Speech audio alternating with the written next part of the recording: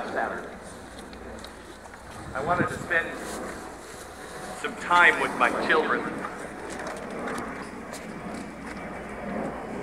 I wanted to show them these great monuments.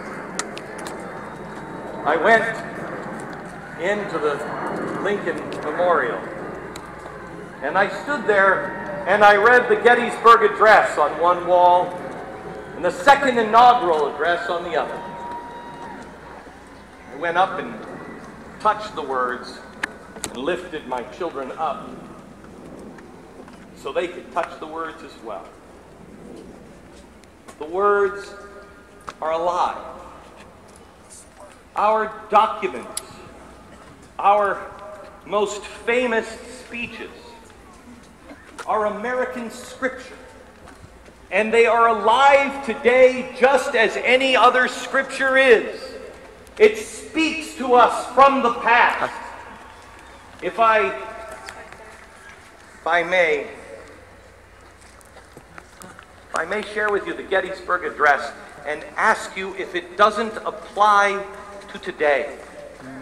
77 years ago, our fathers brought forth on this continent a new nation, conceived in liberty and dedicated to the proposition that all men are created equal. Now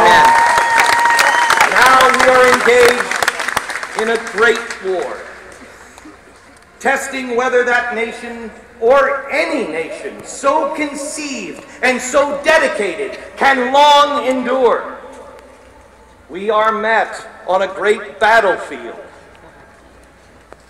In the hotel that I'm staying at, I found out is the hotel where Dr. Martin Luther King finished his speech. But it's also a place where someone else wrote something. The Battle Hymn of the Republic, written here, in a hotel just down the street, because you could see over the buildings at that time, and they weren't so high, and you could see, and they watched the battle. That's where the Battle Hymn of the Republic, here, was written. This is a great battlefield, filled with warriors on each side. We are met on a great battlefield of that war. We have come to dedicate a portion of that field as a final resting place for those who gave their lives that this nation might live.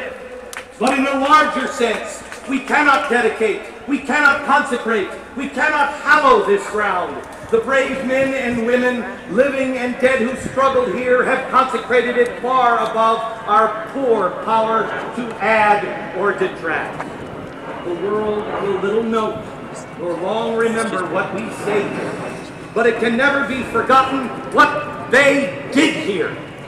It is for us, the living, rather to be dedicated here to the unfinished work that they have thus so far nobly advanced. It is rather for us here to be dedicated now to the great task remaining before us, that from these honored dead, we take increased devotion to that cause which they gave their last full measure of devotion, that we here highly resolve that these dead shall have not died in vain, that this nation under God shall have a new birth of freedom, and that the government of the people, by the people, and for the people shall not perish from this earth.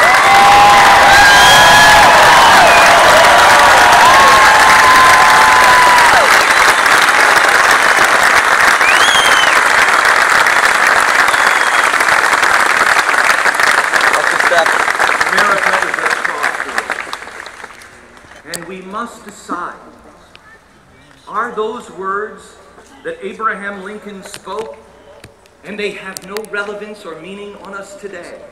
America is at a crossroads, and today we must decide, who are we?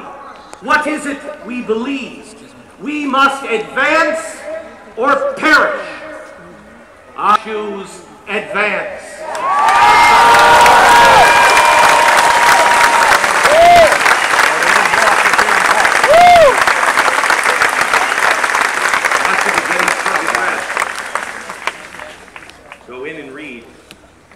invite you today to go in and read the second inaugural.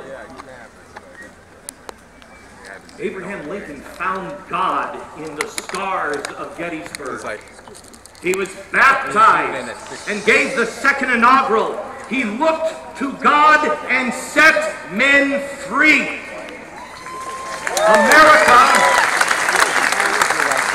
America awakens again. It's the same story throughout history, all of mankind's history. Man finds himself in slavery, and then someone appears to wake America up. It was George Whitefield in the 1740s, an imperfect man, a man who actually at the same time was preaching individual rights, brought more slavery to this land. But it was his words that inspired an American generation. They were children at the time, and they grew into be John Adams, George Washington, Thomas Jefferson. It happens the same way. It has since the burning bush. Moses, freedom. Then they forget.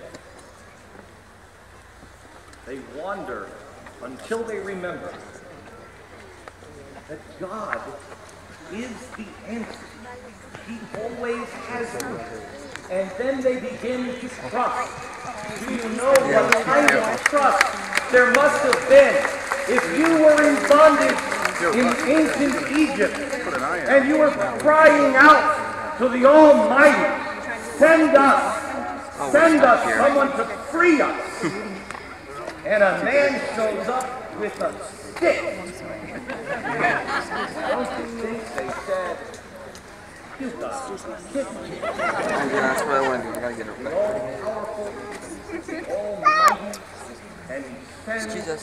Pardon us. a man slow of Thank you. with a stick.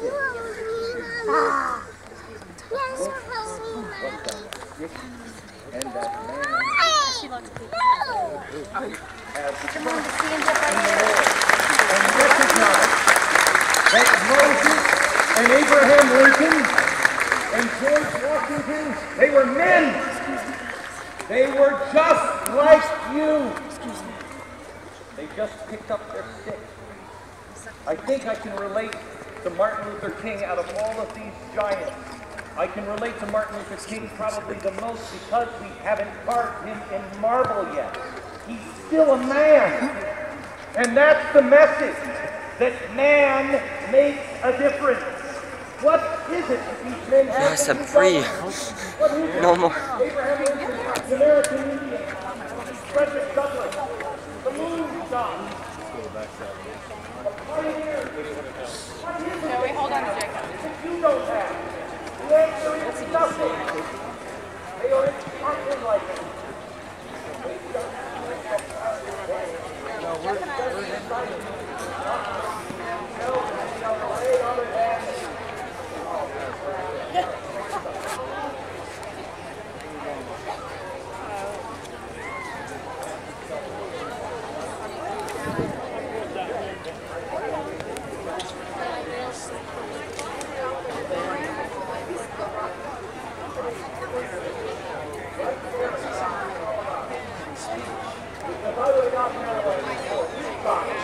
Awesome.